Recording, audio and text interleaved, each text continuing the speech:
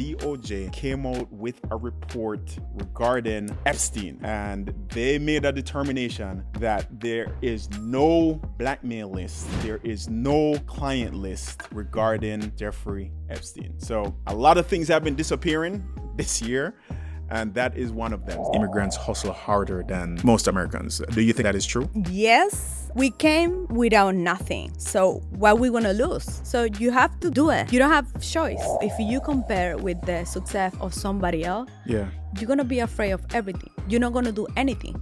You have to feel it by yourself. Absolutely. You have to do it by yourself. Yeah. If you know, how you gonna learn? Why couldn't you get a business loan? As an immigrant, it's so complicated to get a loan in a bank because you are new in this country. They don't trust you. You just get in your social, you don't have credit record, nobody know you. We're saving money. We have like a can. Every week we put money there. Yeah. My partner, he just called me one day and he told me, I know what we're gonna do with the money that we have in the can. We're gonna build a food truck. To be honest, I was so scared because sushi food truck, nobody's gonna trust us.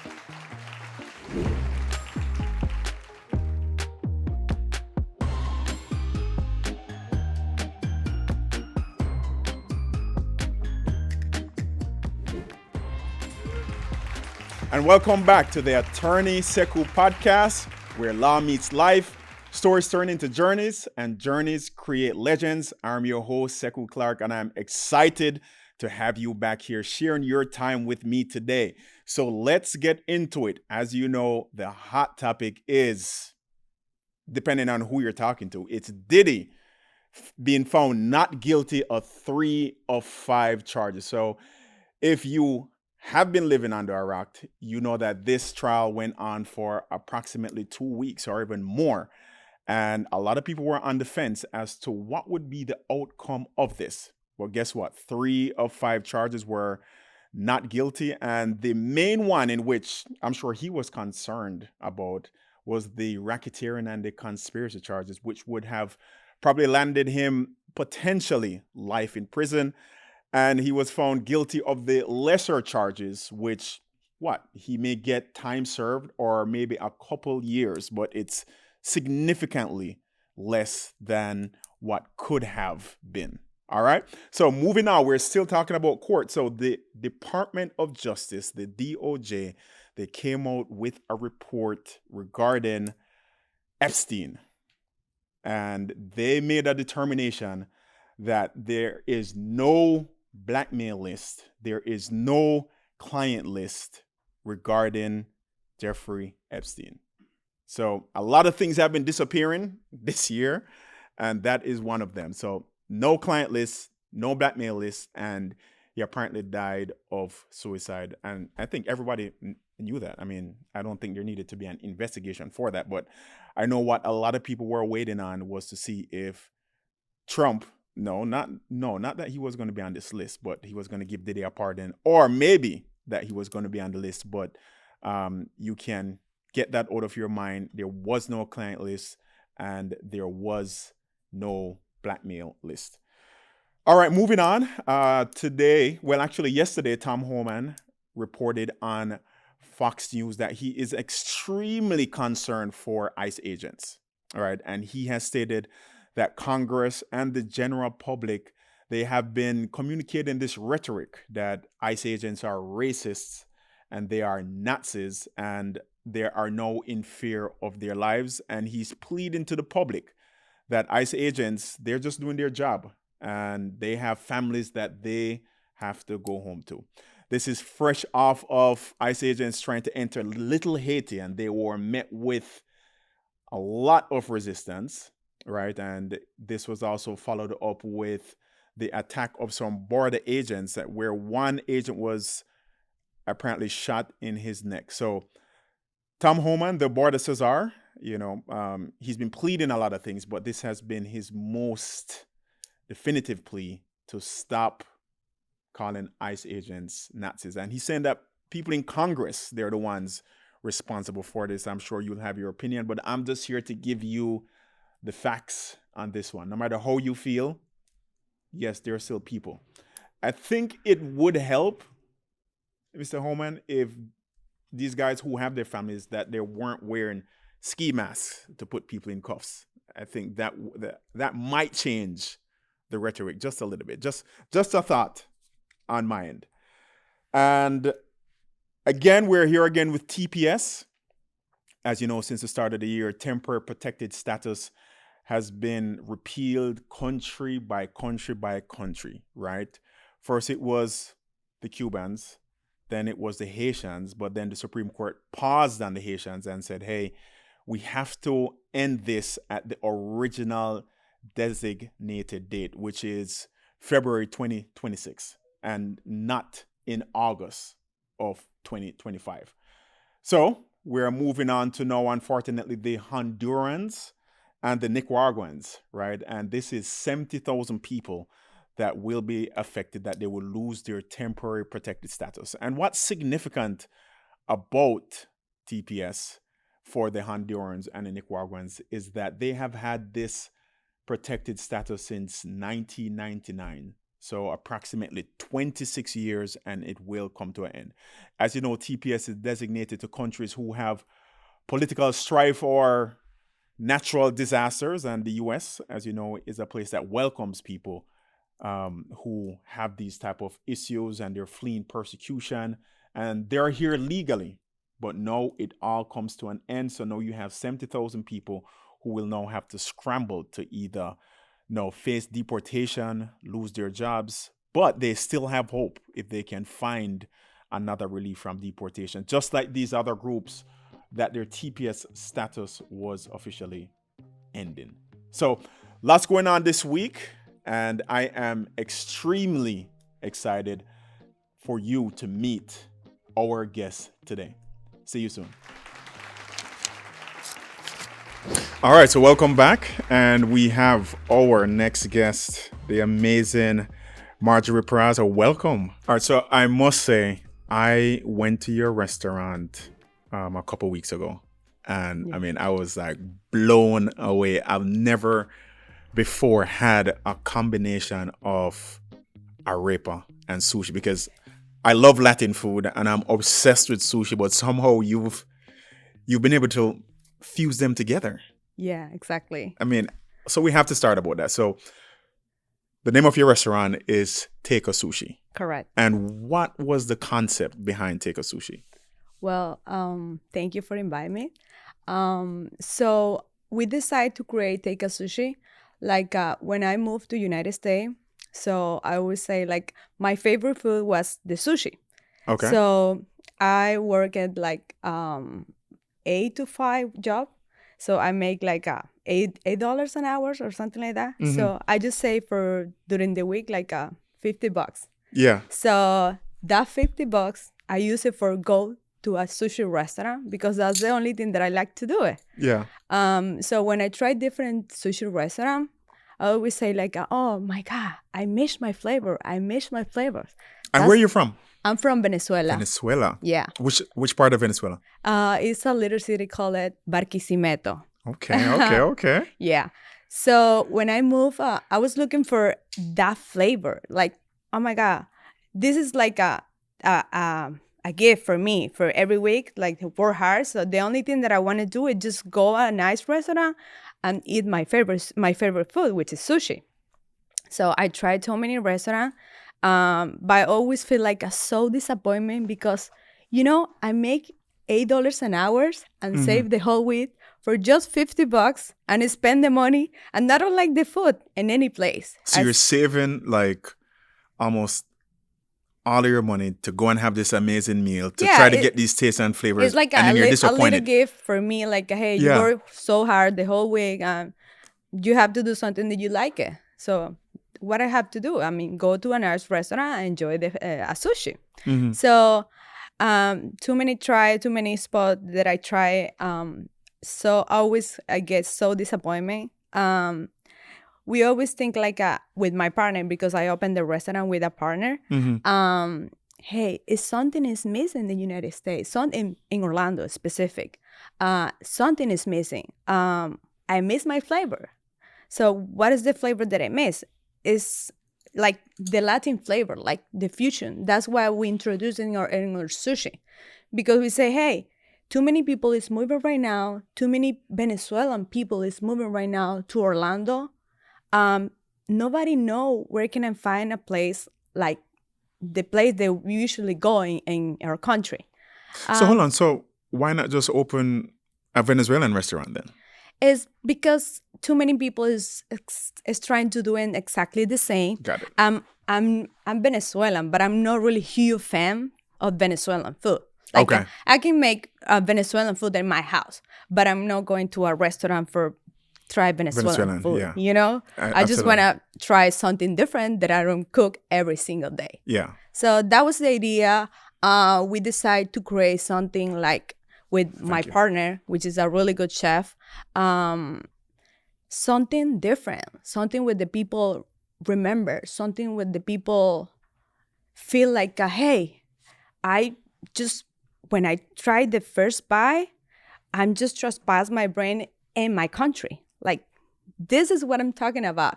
Yeah. That was the idea. So we have ingredients like cream cheese, mango, sweet plantain. Mm-hmm. The sweet plantain is one of the more Latin ingredients. My God, all people love it. So we decided to do something different. That was the success that we have right now. It's funny because I have too many clients. For the first time when they visit the restaurant, I mean, more like American people, they ask me like, why all your sushi have cream cheese? Or why your sushi have mango? Or why your sushi have sweet plantain? That's not real sushi. I know, you're right. We also have Japanese sushi. Yeah. But try this. Open your brain. Exactly. Try something different. If you don't like it, I pay the food for you. Really? So the people always say, like, when they left, they always say, like, oh my God, this is totally, because it's totally different. You just have to open your brain and try different stuff. That's all. Yeah. Well, I mean, so there's one thing I like from your culture that's not in your restaurant yet, and it's mondongo soup. Mondongo, oh my God. How can you combine sushi and mondongo? Oh my God, it's so hard. It's like we can do like a mix of miso soup with the mondongo or something like that, but it would be crazy. I know. But that's so impressive that, I mean, you've been able to move here from Venezuela, right? And been able to create a successful restaurant. I mean, you have people who have been in the US their whole lives and tried, and it wasn't successful. If there is one thing that you could contribute to the success of your restaurant, what would it be? Work hard every single day in a restaurant. We put everything. Like, we came without nothing. Mm-hmm. So just you do your best. Like, we create, like, for example, in my case, more like a picky person. I like that everything looks pretty. I like that everything looks clear. That's my part in the restaurant. So the brand, the logo, but that's not the most important. The most important for me is the hospitality, how you treat the people, like how the people feel when coming to your restaurant. So it's like you're creating an experience. Exactly. That's the thing, because right now it's too many business, too many restaurants, too many people doing exactly the same. Mm-hmm. So what the people is going to remember is the way that they were treated, you know. So if they feel good, they will remember. Mm-hmm. Not just for the food, not just forget the place is beautiful, or not just because the place is trendy, is fancy, or whatever. It's how they treat. Like, we like to, I mean, we always, because we start from scratch. So I remember we start, like, my partner. Hold on, so did you ever start from a food truck, or you literally just opened a brick and mortar? No, actually we start from home. Okay, so you started from home. Yeah, exactly. We start from home. We have with my partner, I have my regular job, 9 to 5 job. We started doing during the weekend. Okay. From home. So I remember my partner do Uber. I was working in the outlet. I say, hey, we need to do something because he invited me one day before we meet each other. He invited me to his home and he cooked for me. When I tried the first bite, I say, "Oh my God, what is that? This is what I was looking for. The whole year that I'm here, this is what I'm looking for. We have to do something with this." And your partner is a sushi chef? Yeah, he's a sushi chef. Japanese sushi? No, only? he's a Venezuelan. Okay. As well, yeah. Okay. Yeah. So yeah, we start from home. I remember he was Uber driver. We started selling to his friend by WhatsApp. Through Really? WhatsApp, yeah. I say to him, "Hey, let's do something. You cook because you know how to do it. I do the rest. I do the sales. So I'm gonna be the responsibility for make beautiful for the people want to get it." So I create the photos, I create the marketing, the brand, everything. Start doing the WhatsApp things. I send to the people. I say, we start with the friends. So the friends start asking for, "Hey, you gonna do sushi tonight?" "Yes, of course." "Okay, bring me something." Okay. And then, yeah, we start for like 3 months. And then we don't see like a really good success. It was too much work. So the house starts smelling to food. Yeah. He told me like, "No, we can't continue here. Like, it's too much. It's no money. It's too much work for the money that we get it." It's like, no, we have to keep doing. We have to keep doing. So at that moment, right? So you started 3 months from the house, right? Exactly. You're getting orders, but because of the amount of work, it wasn't making sense. Exactly. So at that point, why didn't you just quit and just start something else? Because I saw the potential. Like, it's something that we have to keep doing because it's nobody like, nothing is like this. Yeah. So when you see that something is missing, you have to feel it. Like, do you feel like a lot of entrepreneurs, like they get to that point and they quit too easily? Yeah, for sure. I know too many people, they quit because they don't see the money, because they want to see the money faster. Yeah. Or, I mean, they just want to looking for something like to get more money. Fast. Yeah. Exactly. That's not the way. Like, you have to work hard. Yeah. You have to keep doing. Don't quit, because, I mean, the success is not for one day to other day. So you have to keep doing, fail, just dream. And keep on going. Keep going. Exactly. So you had a vision to keep going. Exactly. After the first. That was my vision all the time, because I saw the potential. Okay. I saw the product. I say, like, this is a good product. We don't have something similar in Orlando. We have to keep going. Okay. So what was your next step after your partner said, "We can't keep doing this at the house"? So I get pregnant. Okay. Yeah. We decide to quit for the baby. I mean, not for the baby, for the smell of the house. Okay. Then before that, we start getting too many orders. To be honest, it's not legal to sell food in your house. We start getting like too many cars in the complex. Really? Yeah. Wow. The neighbors start getting complaint. Everybody asks, like, what happened in the house? What they sell? They sell drugs or something? Wow. That's what they sell. It's so funny. Yeah. I say, like, no, we're just selling food, but nobody knows. Nobody knows, because one of any of the neighbors are or client, so they don't have idea. So they just see the people parking outside my house. I go out with the brown bag, and then I deliver it to the car. Everybody was like, and we it couldn't look any more suspicious, right? You're going out with a brown bag. Yeah, exactly. The car's driving up.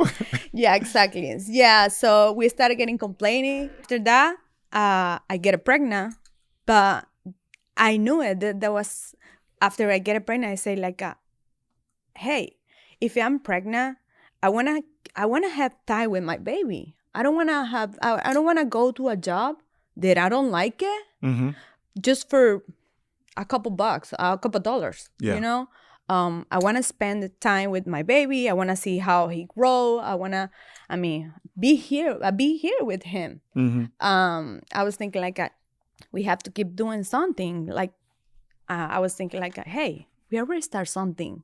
Yeah. We have to just keep doing. Like, that's it. Yeah. That's the moment. It's not right now or never. Yeah. Yeah, that was like, I can say my baby was the more. Okay. So how did you move the business from out of the apartment to like another location? Okay, so we're saving money. Not for the business that we're doing at home, but we're saving money from our job. I remember that we have like a can, those can for saving money with the big dollar around. Yeah. Yeah. So every week we put money there. Yeah. Just like a kids. Yeah. We put money. Really? Whatever money that we find we just put it there. So after my baby's born, yeah. I remember my partner, he told me like, hey, I have this party in Miami 1 week after the baby born. I have to meet with some friends. They come from Europe. I have to see them in Miami, but I don't want to cancel, but I don't want to leave you alone with the baby. I say, you know what? Go. I'm here with the family, so go. You just need a time. He went, he was looking around Miami. Miami, they have too many restaurant cultures, too many Venezuelans in Miami right now. He just called me one day, at the morning, I think so. I remember. He told me like, I know what we're going to do with the money that we have in the can. I say, what? We're going to build a food truck. I say, After that call, he called the next day and we opened the can and we count the money and we have $26,000. Wow. So hold on. How long did it take you to save the $26,000? Oh my God. I don't even remember. It was like a year, 2 years, a year. No, a year. Okay. I think a year. Yes. We saved everything. Yeah. Everything. The $50 that I spent during in the weekend for the go a sushi restaurant. No, I don't spend anymore. No, I everything just put went in in that there. can. Exactly. Mm-hmm. He told me like, we're gonna open a food truck. To be honest, I was so scared because I was the first time that somebody told me like, hey, a sushi food truck. I was thinking like nobody's gonna trust us because the fish have to be 100% fresh. Yeah. How the people's gonna trust us with the freshness of the fish, all the stuff. I say, you know what? Let's do it. But the thing that to see the thing in life for me is like, if you have this something cheaper, make extraordinary. In that moment, you said, I want to make something extraordinary. Exactly. But you want to make it cheaper. Exactly. Okay. Because we couldn't afford a restaurant. So Yeah. our restaurant was like $250 in that moment. Mm-hmm. Like we don't have the money and we don't have a bank account or something to get a loan or something like that. Mm-hmm. We don't have the opportunity. Like Hold on. So why didn't you have access to getting a loan? Why couldn't you get a business loan? As an immigrant, it's so complicated to get a loan in a bank because you are new in this country. Mm-hmm. So they don't trust you. Yeah. You are in a process. You are like, you just getting your social, all the stuff. You don't have credit record. Mm-hmm. Nobody's going to give you money if nobody know you, you know? Do you think that's a challenge that a lot of immigrant entrepreneurs face, is just funding or knowing how to get money to start? It's totally a challenge because too many immigrants came here with a dream. Like they want to just work hard. Yeah. They have to do it by their own way. Yeah. Because nobody come with a lot of money. I mean, sometimes happen. Some immigrants does, but not everybody. Mm-hmm. So the majority of the immigrants come without anything. Okay. That's why they're here. Yeah. This is a really huge challenge. Okay. You have to do it by yourself. By yourself. Yeah. And was there a language challenge for you because you speak really good English? Was there a language barrier challenge for you in business as well, or no? I learned with the past of the year. Yes, I learned. I always think like I don't have a perfect English, but you have to think like this. you are in a country or in a city that everybody speak English. You have to learn it. If you have to be in the masa with the people who doing business, you have to learn it. It's not like, hey, I'm an immigrant, I only speak Spanish, and you be in your comfort zone. No, you have to go away because you have to run for that. Because this is an environment that everybody speak English. Yeah. So you have to learn it. In Venezuela, did you ever own a business or have a restaurant? No. No. So, all right, so you came to the U.S., not a lot of money, can't speak the language. And then how many years did it take you before you started that food truck, from when you first came to the country to start in the food? I came here in the 2016, so I started the business in the 2018. So 2 years. So in 2 years, yeah, moving from Venezuela, yes, you saved all your money in a can. Yeah, exactly. You couldn't speak English. You learned English, and you opened up a food truck. Yeah. Of course, with help, with my partner. Yeah, absolutely. You and your partner, yeah. Exactly. Yeah. But yeah, it was so challenging, but I always think like the other day. And you had a baby in between that.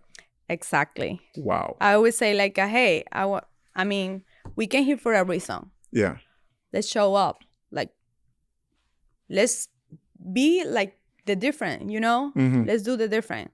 Yeah, I was so challenged, but I'm every day say, thank you, God, for the challenge that I see, the everything that I learned in the past years. But yeah, that was so challenging. But I'm glad that I did it. Wow. So how long did it take you from moving from the food truck to the actual restaurant? We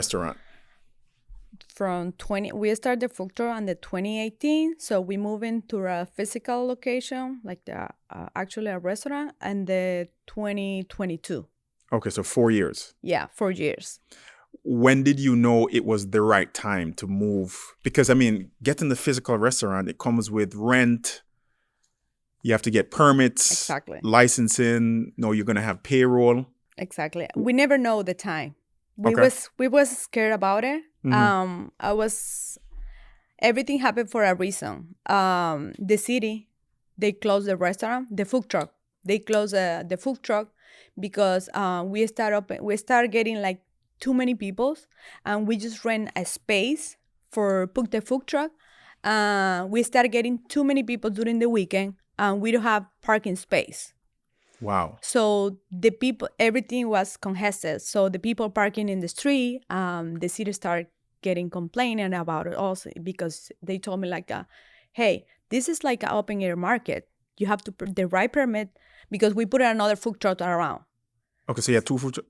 No, we put actually 3. We put a hamburger food truck, we put a dessert food truck.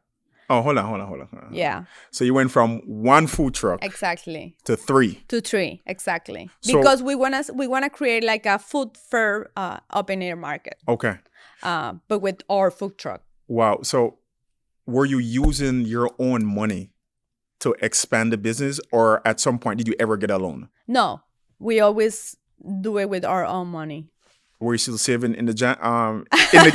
No, or you opened up a bank account? I opened a bank account, so we started getting credit, all the stuff, because the sale was really good. I mean, the success was unstoppable. Like, everybody noticed, like, hey, oh my God, take a sushi. So we started hearing, and every people say like, take a sushi. The people love the concept. The people love the chill concept. They sit outside. I remember that I decorate beautiful. I put a Christmas lights in the tree. So when you sit in the patio, you was like with the tree, with the lights, everything that was so pretty. I always say like, you have to create something extraordinary from the cheapers. Wow. That's what I did it. So I mean, yes, the food was good, but you were also creating the experience, as you said. Exactly. Wow. Yeah, it's not just the food. It's about, I mean, everything. The hospital, how you treat the people, how the people feel over there. Okay. Yeah, we start creating a patio. So the people was starting go every weekend, like their go-to, sure go-to. Like. And then by that time, how many employees did you have? Since you went from 1 truck to 3 trucks? I remember we get like oh my God, from that time, around 15, 20. Employees? Yeah, around the 3 food truck. Really? Yeah. Mm-hmm. Wow. Yeah. Okay. So then 4 years later, you said because the city started to complain. Yeah, exactly. And one day, I remember the weekend was the best time for us, for sales. I remember the Friday at 5 p.m. we was totally ready for the whole weekend.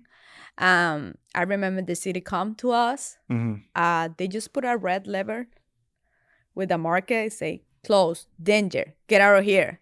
And they told us like, no, you can keep open. Like, we have all the merchandise, we have the fish, we have everything. We spend like a lot of money in everything for the weekend. I remember we do a live through Instagram to explain the people the situation and what happened, because the people was thinking like, go during the weekend. We're gonna be close.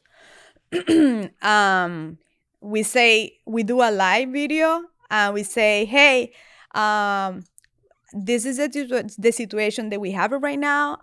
The city closed the food truck. We're gonna we don't going to open this weekend. Mm-hmm. We're gonna give you everything for free. So if you will be around, just come by and get your food for free, because we cannot sell anymore.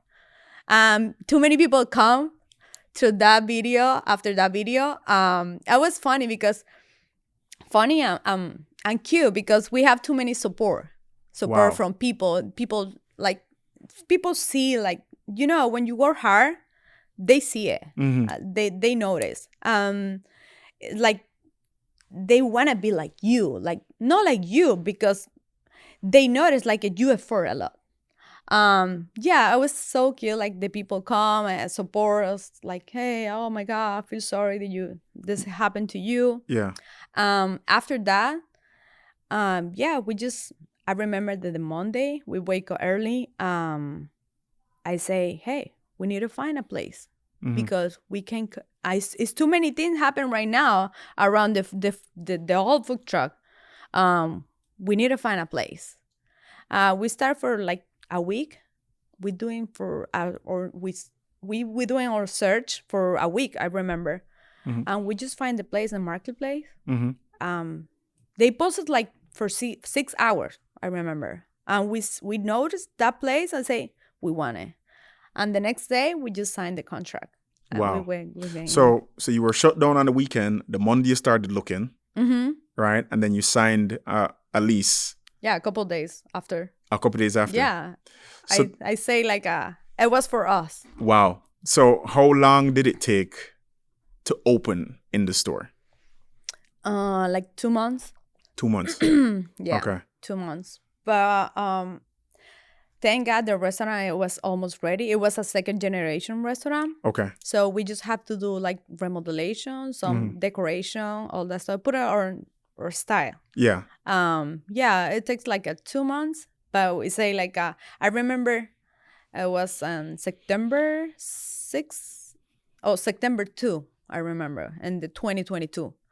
We do the big opening. We say, hey, we don't have experience. We came for a food truck, but let's do it. Yeah. We just learn in the past with the day by day. Wow. So what's been the biggest challenge that you faced as a restaurant owner right now? Of course, when the city shut down the business was one of the biggest challenge that we feel, because we feel like, oh my God. But it's depending how you see it. Mm-hmm. You can see it like something bad happened to you, or you can cry or staying up like, oh my God, I failed. Or you can see it like opportunity. Yeah. That's why we did it. Like, we see it like the opportunity, because we was not ready to get the next step. We know after that we needed something to push us to keep going.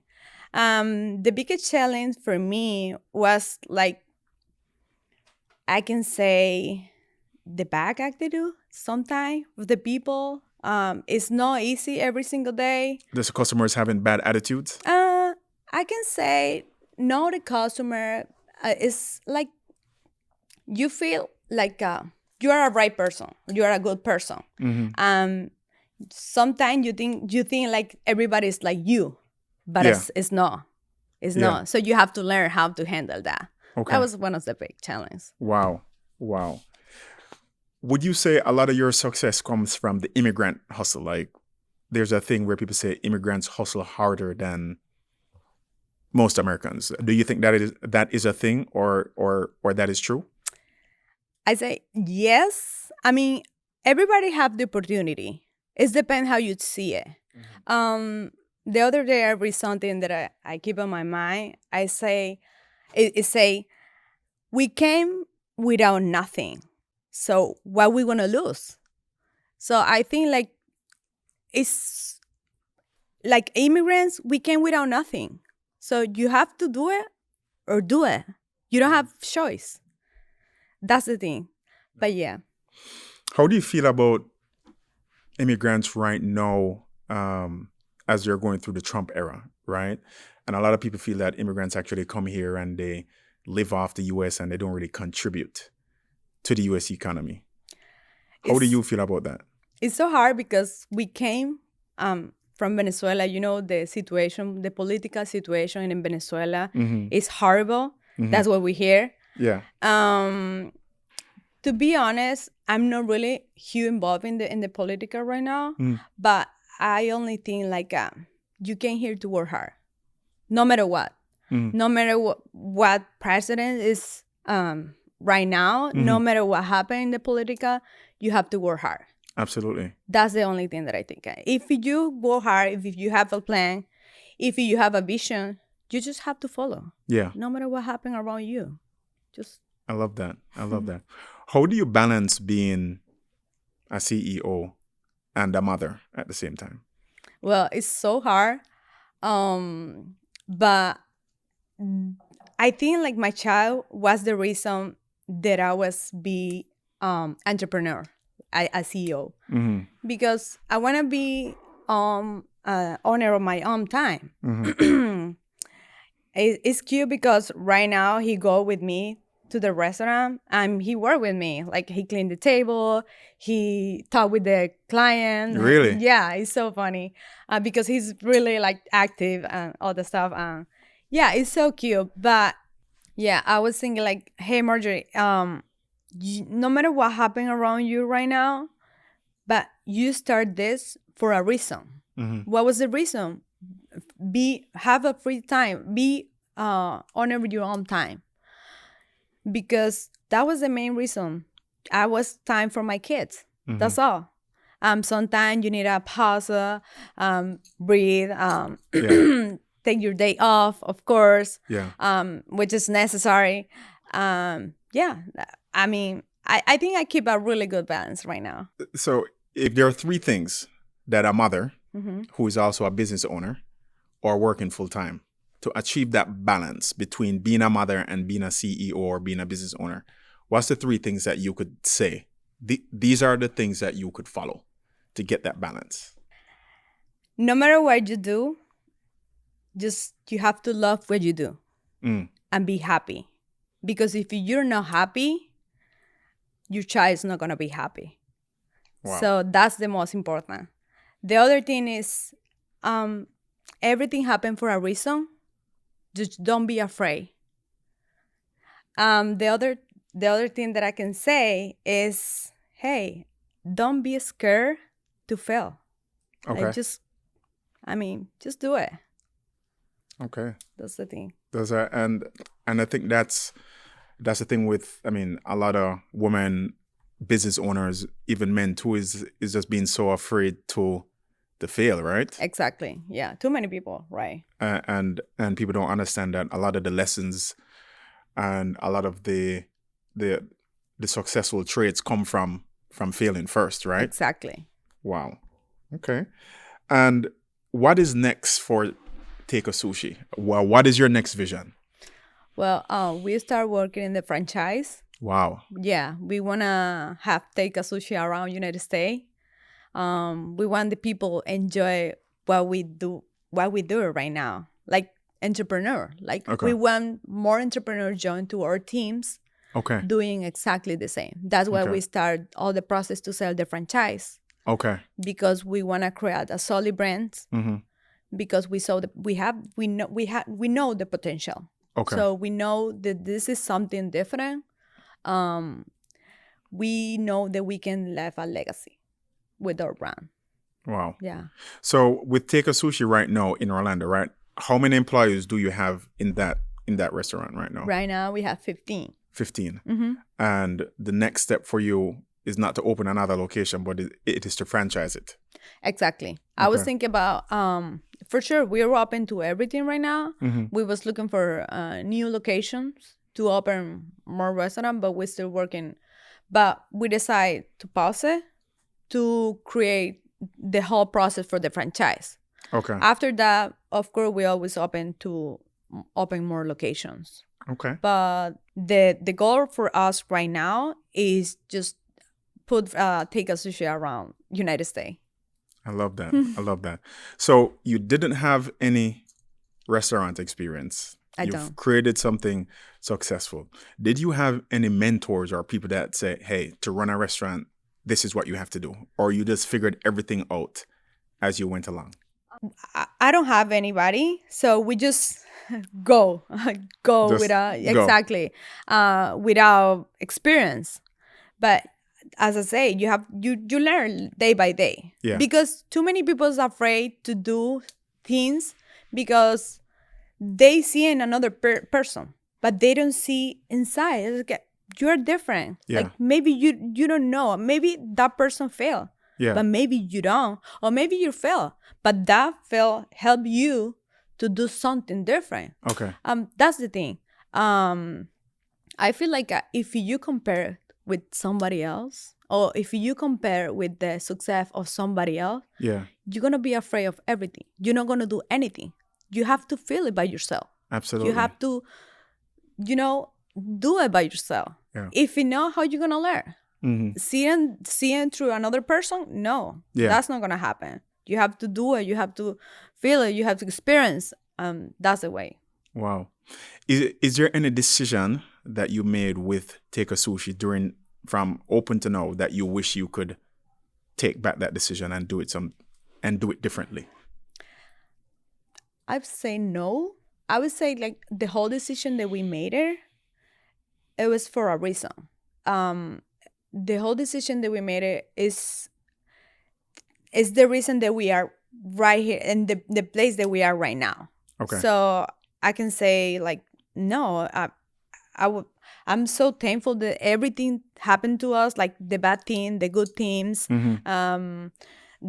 When the city closed the restaurant, the food truck, for example, after that we opened the restaurant, when I go to bed every night, I say, oh my God, thank you. I don't see the opportunity in that moment, but I see it now. So thank you for the bad thing and thank you for the good thing. That's how I feel. Wow. Are you happy? I'm more than happy. Yeah, absolutely. Yeah. This is a totally new experience for us. In the past of the year, I learned I grow mentally, physically, everything. In all position, I grow. I'm so grateful for where I am right now, for everything that happened to us right now, that I feel like, hey, if you could do it, I mean, you can keep going. Like it's no matter what. Yes, I'm more than happy right now, so I can say yes. What would you say the definition of happiness is? What do you say happiness means? Enjoy what you do. No matter what you do, it doesn't matter if you clean or if you are a really successful entrepreneur or an important person. Yeah. Enjoy. That's the best way to be happy. If you don't enjoy what you do, I mean, it's like the people say, hey, I don't work any day of my life because I enjoy what I do. That's how I feel. Like, I don't feel like I have to go to work. Oh my God, I don't want to go to work. If you say that, it's because you're not happy in what you're doing right now. That's the thing. If you could go back and tell yourself anything, right before you got on that plane to come to the US, if you could go back and tell that Marjorie something, what would it be? Don't be scared. Don't be scared. Everything that you think right now, you're gonna create it. You're gonna be capable. Like you're going for it. Like yeah. Marjorie, I think your story is so inspirational. I mean, to leave Venezuela, right, with the huge political crisis there, to come to the United States, not know the language, no money, and I mean, in less than a decade, to be able to learn the language, create this amazing restaurant, is just a true testament as to what people can do, as to what immigrants can do, and as to what the United States has to offer. It still offers opportunities if you're willing to put the work and the time and to have the vision to do it. So, I mean, we're so inspired by you. Thank you so much for the invitation. All right. Thank you for coming. Thank you. Yeah. Nice. Oh my God.